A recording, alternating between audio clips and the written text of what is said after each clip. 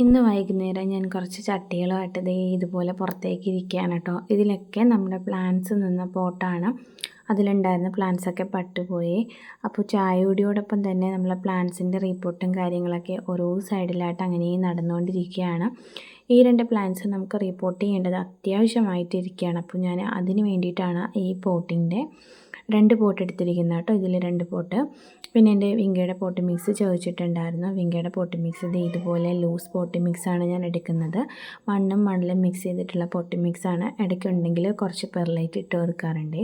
ഉണ്ടെങ്കിൽ മാത്രമല്ല ചിലത് ഞാൻ സ്കിപ്പ് ചെയ്യുകയാണ് ചെയ്യാറുള്ളത്. ഇതുപോലെ ലൂസായിട്ടുള്ള പോട്ടി മിക്സാണ് ഞാൻ സാധാരണ ഉപയോഗിക്കുന്നത്. ചകിരിച്ചോറോ ചാണകപ്പൊടിയോ കമ്പോസ്റ്റോ ഒന്നും ഞാൻ കൊടുക്കാറില്ല. നമ്മുടെ വിങ്കയുടെ കാര്യത്തിൽ പിറ്റൂണിക്കാണെങ്കിൽ പിന്നെയും അതൊക്കെ കൊടുക്കാറുണ്ട്. ഇപ്പോൾ ഞാനിത് വിങ്കയുടെ പോട്ടിലാണ്, വിങ്കയുടെ പോട്ട് മിക്സായിട്ടാണ് ഇത് എടുത്തിട്ടുള്ളത്.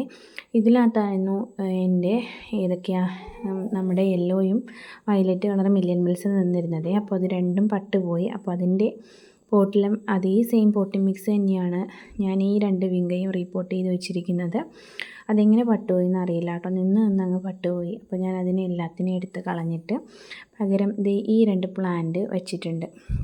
അപ്പോൾ അതിനകത്തേക്ക് നമുക്ക് വേണമെങ്കിൽ കുറച്ച് സാഫ് ഡൈല്യൂട്ട് ചെയ്ത് കൊടുക്കാം, ഇല്ലെങ്കിൽ ഏതെങ്കിലും റൂട്ടിംഗ് ഹോർമോൺ കൊടുക്കാവേ. ഞാൻ റൂട്ടിംഗ് ഹോർമോണാണ് കൊടുക്കുന്നത്.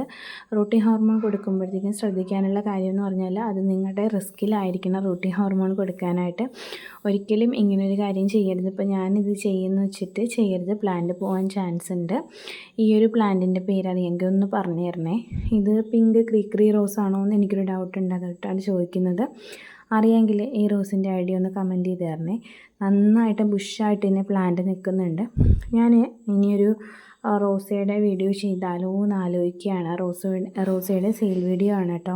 റോസയുടെ വീഡിയോ എന്ന് പറഞ്ഞാൽ നമ്മുടെ വിങ്ക ചേഞ്ച് ചെയ്തിട്ട് റോസിൻ്റെ പ്ലാന്റ് ആക്കുക എന്നല്ല കേട്ടോ. സെയിൽ വീഡിയോ ആണ് പ്ലാന്റിൻ്റെ റോസിൻ്റെ. അപ്പോൾ അതുകൊണ്ട് തന്നെ ഉണ്ടാവും. അപ്പോൾ നമ്മുടെ മില്യൺ ബെൽസും അതുപോലെ ഡബിൾ പെറ്റൽസും ഒക്കെ അങ്ങനെ കരിഞ്ഞും വാടിയൊക്കെ നിൽക്കുകയാണ്. ഒത്തിരി ഉണ്ടായിരുന്നതെല്ലാം പോയി കേട്ടോ. അപ്പോൾ ഇത്രയൊക്കെയാണ് ഇപ്പോൾ എൻ്റെ കയ്യിൽ നിലവിലുള്ളത്. ഇത് വന്നിട്ട് നമ്മുടെ കാശ്മീരി റോസും യെല്ലോ റോസും പിന്നെ ഇത് ബട്ടൺ റോസും കാര്യങ്ങളൊക്കെയാണ് കേട്ടോ. അത്യാവശ്യം വളം കൊടുത്തൊക്കെ വയ്ക്കേണ്ട സമയം അതിക്രമിച്ചിരിക്കുന്നു. കാരണം ഒന്നും ചെയ്യാണ്ട് ഇങ്ങനെ ഇട്ടിരുന്ന കുറച്ച് പ്ലാന്റ്സാണ് ഇതൊക്കെ. ഇത് വന്നിട്ട് നമ്മൾ തന്നെ നട്ടിട്ടുള്ളൊരു പെറ്റൂണിയ നന്നായിട്ട് റൂട്ട് വന്നിരിക്കുകയാണ്. അപ്പോൾ അത്യാവശ്യമായിട്ട് ഇതിനെ റിപ്പോർട്ട് ചെയ്യണം.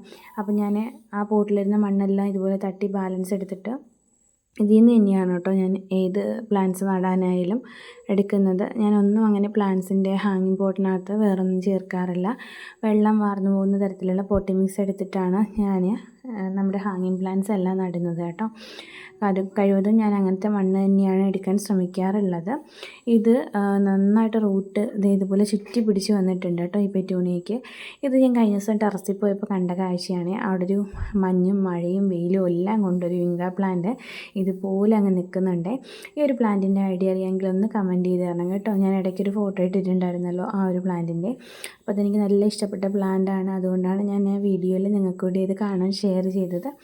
ആ പ്ലാന്റിൻ്റെ ഐഡിയ അറിയാമെങ്കിൽ ജസ്റ്റ് ഒന്ന് കമൻറ്റ് ചെയ്ത് തരണവേ.